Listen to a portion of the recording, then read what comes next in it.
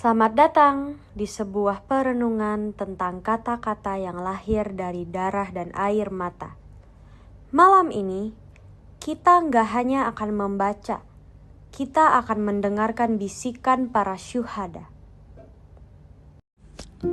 Indonesia merdeka bukanlah hadiah.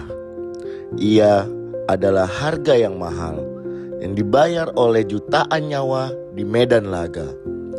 Dan dua penyair besar, Khairil Anwar dan W.S. Rendra, mengabadikan pengorbanan itu dengan tinta yang tak akan pernah pudar. Mereka menulis untuk kita, generasi yang hidup dalam kedamaian. Mereka menulis agar kita tahu, di balik bendera yang berkibar, ada janji yang terukir. Janji para tulang belulang di Karawang, Bekasi. Dan janji sunyi dari tubuh-tubuh yang gugur. Malam ini, mari kita bandingkan dan renungkan bagaimana dua jiwa penyair ini dengan gaya yang berbeda menyuarakan satu makna yang sama. Kemerdekaan adalah sakral. Mengapa harus dua puisi ini? Karena meskipun ditulis oleh dua penyair dengan karakter yang sangat berbeda, keduanya menangkap esensi sejati dari kata perjuangan. Khairil menyalakannya dengan api kemarahan dan janji abadi, sedangkan Rendra memadamkannya dengan keheningan dingin kematian yang begitu nyata. Kita akan melihat bagaimana Khairil dengan diksinya yang keras dan lugas memaksa kita untuk melihat warisan.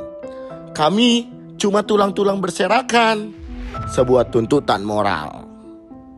Dan kita akan mendengar Rendra yang melalui jeda-jeda sunyi di antara baris puisinya, mengajak kita untuk menghormati individu yang jatuh, mayat yang terkapar di tanah dingin, yang gugur bukan sebagai statistik, tapi sebagai seorang manusia. Siapkan diri Anda untuk menyelami perbandingan diksi, irama, dan pesan tersembunyi yang membuat dua karya ini menjadi pilar utama sastra perjuangan Indonesia. Ini lebih dari sekedar puisi. Ini adalah jiwanya sebuah bangsa. Merdeka! Halo para pendengar, selamat datang kembali di Siniar Kita bersama aku Grisel dan aku Jovi yang hari ini akan menemani teman-teman menyelami dua puisi perjuangan yang sangat kuat dan juga penuh makna.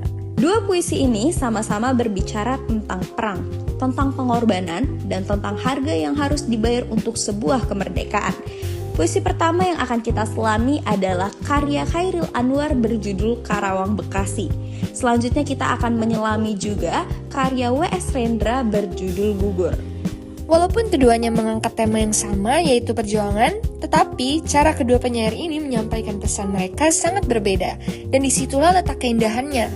Sebelum masuk ke dalam pembahasan, aku mau perkenalkan teman-teman kita yang akan sama-sama diskusi mengenai perbandingan antara dua karya sastra ini. Halo, aku Jihan. Aku Mikal. Aku Karen. Aku Baby Kezia. Aku Andriko. Aku Zeta. Aku Keisha. Dan aku Jesa. Nah, aku mau tanya nih, apa yang pertama kali terbenah di kepala kamu ketika kamu dengar kata puisi? Lebay deh. Kok lebay sih Enrico? Berarti kamu belum pernah membaca puisi yang sebenarnya. Iya, kamu lihat aja orang pacaran di luar sana. Dikit-dikit cowok ngegombalin ceweknya pakai puisi. Wah, nggak banget deh, lebay. Kata-katanya kayak dilebih-lebihin gitu loh. Gimana nih pendapat Jihan tentang ini? Kalau menurut pendapat aku ya Jovi, banyak orang yang akhirnya mengira bahwa puisi itu cuma serangkaian kata romantis untuk ngeroyok pasangan. Padahal nggak kayak gitu cara kerja puisi. Itu adalah pemahaman yang terlalu sempit. Puisi itu bukan sekedar kata-kata manis untuk membuat seseorang luluh. Justru pola pikir ini yang menjadi akar kenapa puisi itu sering dianggap alay. Karena puisi disamaratakan sebagai ungkapan cinta semata. Padahal puisi itu punya wilayah yang jauh lebih luas. Ia bisa bicara tentang kemarahan, kesedihan, kritik sosial, bahkan pergulatan batin manusia. Oh, gitu ya Jihan. Kayaknya emang aku deh yang kurang mendalami puisi itu sendiri. Betul banget yang disampaikan sama Jihan. Puisi itu ternyata karya sastra yang bukan abal-abalan ya, tapi ada makna mendalam di setiap kalimatnya. Oke, kita langsung aja masuk ke segmen 1. Karawang Bekasi, Jeritan Darah, dan Martabat. Nah, kita mulai dengan puisi yang berjudul Karawang Bekasi. Karya penyair yang gak perlu diperkenalkan lagi, yaitu karya Chairil Anwar. Begitu bait pertama dibaca, kita langsung dilemparkan ke medan perang. Chairil gak memakai kata-kata rumit. Ia memilih diksi yang lugas, tajam, dan patriotik. Seperti tinggal tulang, kemenangan, dan harapan. Kata-kata ini seolah tak membuka pintu pelan-pelan. Ia langsung menggebrak. Rima dalam puisi ini tidak teratur, tetapi justru kebebasan itulah yang menciptakan irama mendesak. Baris-barisnya pendek, terputus, seperti napas seorang pejuang yang berlari di tengah dentuman peluru. Imaji visual dan kinestetik hadir kuat seperti darah, tanah, senjata, Karawang, dan juga Bekasi. Semua terasa dekat seakan Chairil mengajak kita melihat langsung pertempuran itu. Lewat metafora seperti itu pada raku, Chairil bukan sekedar bercerita tentang peperangan, tapi juga tentang harga kemerdekaan. Ada rasa bangga, ada sedih, ada keberanian yang meledak dari tiap baris. Dan pesan yang ingin ditinggalkannya pun jelas. Hargai pengorbanan mereka yang telah pergi sebelum kita, yang tubuhnya menjadi pondasi negeri yang kita injak hari ini. Dari Chairil kita beralih ke W.S. Rendra dengan puisinya yang berjudul Gugur.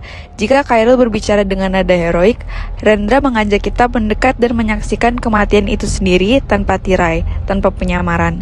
Diksi yang ia gunakan sederhana, gugur, mayat, pelor, darah. Tapi justru kesederhanaan itu yang membuat kita tercekat. Kata-kata ini tak banyak basa-basi dan langsung menghantam.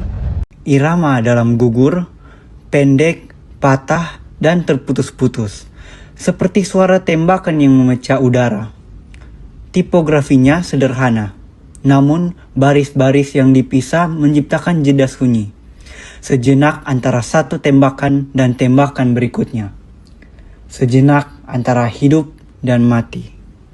Imaji visual dan suara sangat dominan. Kita dapat melihat tubuh yang jatuh, mendengar dentuman senjata, merasakan tanah yang dingin. Rendra memberi kita pengalaman perang yang intim dan menyakitkan. Tema yang ia bawa bukan cuma sekadar kematian, tapi martabat manusia ketika nyawanya menjadi harga bagi sebuah perjuangan.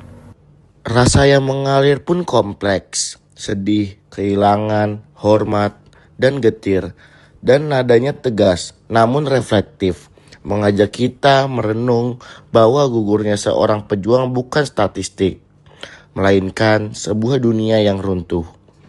Amaratnya kuat, kemerdekaan itu mahal, sangat mahal, dan kita harus mengingat mereka yang membayarnya.